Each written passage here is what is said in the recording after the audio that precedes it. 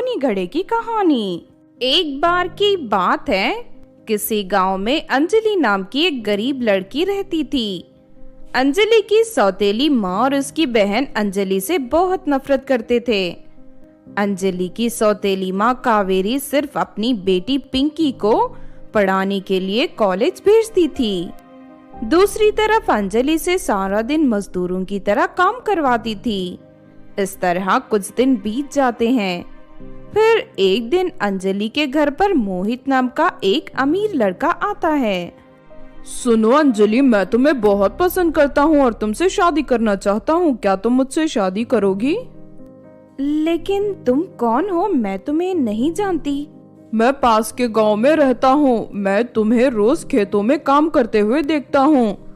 मेरी माँ ने मुझे बहुत अमीर लड़कियों के रिश्ते दिखाए, लेकिन मैं एक मेहनती और ईमानदार लड़की से शादी करना चाहता था। तुम मुझे पहली ही नजर में पसंद आ गई थी, इसीलिए अब मैं तुम्हें अपनी जीवन संगिनी बनाना चाहता हूँ। फिर काफी देर बातचीत करने के बाद अंजलि भी मोहित को पसंद करने लगती है। फिर कुछ दिनों बाद मोहित की माँ उन दोनों की शादी तय कर देती है। जब इस बात का कावेरी और पिंकी को पता चलता है तो दोनों जलकर राख हो जाती हैं। माँ, अब बहुत जल्द दोनों की शादी हो जाएगी। कुछ ऐसा करो माँ कि अंजलि की जिंदगी बर्बाद हो जाए और वो कभी सुखी ना रहे। तू चिंता मत कर बेटी, मैं एक काला जादू करने वाले तांत्रिक को जानती हूँ। मैंने सुना है उसके पास एक खूनी भूतिया घड़ा है। उसकी मदद से हम अंजलि को सबक सिखा सकते हैं। अगर ऐसी बात है तो फिर देर किस बात की है माँ? चलो उस तांत्रिक के घर से हम उस भूतिया घड़े को चुरा कर लाते हैं। फिर रात होते ही दोनों माँ बेटी मिलकर तांत्रिक के घर में जाकर वहां रखे भूतिया घड़े को चुरा कर अपने घर ले जाते हैं। उसके बाद कावेरी उस घड़े में बुराई की राख मिलाकर उस भूतिया घड़े को अपने वश में कर लेती है। अब ये घड़ा वही करेगा जो मैं इसे करवाना चाहूंगी। उधर कुछ दिनों बाद अंजलि की शादी का दिन आ जाता है। मोहित बहुत ही धूमधाम से बारात लेकर आता है और दोनों की शादी हो जाती है। लेकिन विदाई के समय कावेरी चुपके से उस भूतिया घड़े को अंजलि के सामान के साथ रख देती है। इस बात से अनजान अंजलि उस भूतिया घड़े को अपने ससुराल ले जाती है। ससुराल पहुंचकर अंजलि अपने कमरे को सजा रही थी कि तभी मोहित की नजर उस भूतिया घड़े पर पड़ती है। अरे अंजलि, ये घड़ा यहाँ कहाँ से आ गया? इसका रंग तो बहुत ही काला है। क्या तुम इसे अपने साथ लेकर आई हो? नहीं नहीं, मुझे नहीं पता ये घड़ा यहाँ कैसे आया।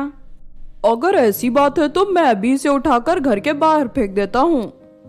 लेकिन जैसे ही मोहित उस घड़े को उठाता है कि तभी अचानक वो घड़ा मोहित को अपने अंदर खींच लेता है और मोहित पूरी तरह घड़े के अंदर चला जाता है।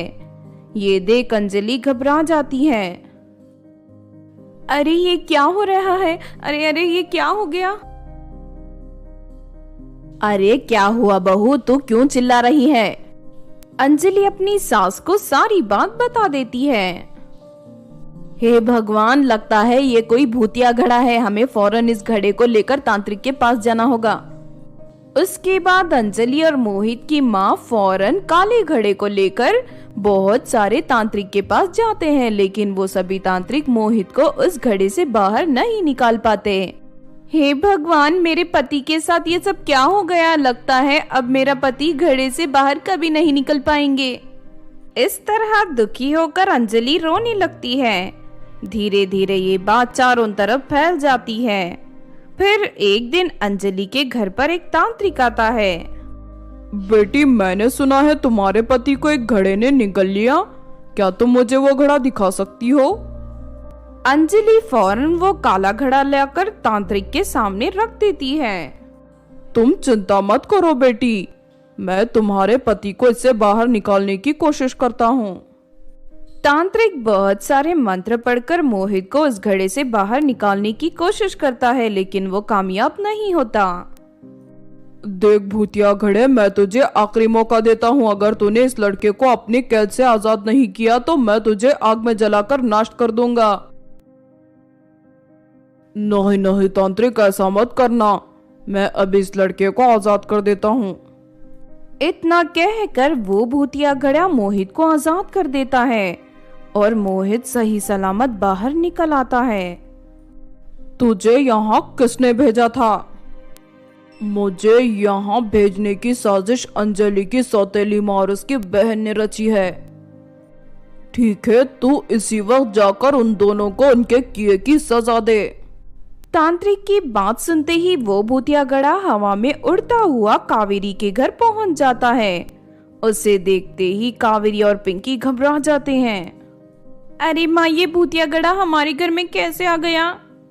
फिर दोनों माँ बेटी अपनी जान बचाकर वहां से भागने लगते हैं, लेकिन वो भूतिया घड़ा उन दोनों का पीछा नहीं छोड़ता।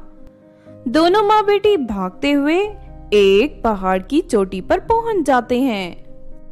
अब तुम दोनों यहाँ से बचकर कहीं नहीं जा सकती। मैं तुम दोनों को मार कर खा जाऊंगा, क्योंकि तुम दोनों मेरा गलत इस्तेमाल कर रही थी। बेईमान हो तुम दोनों।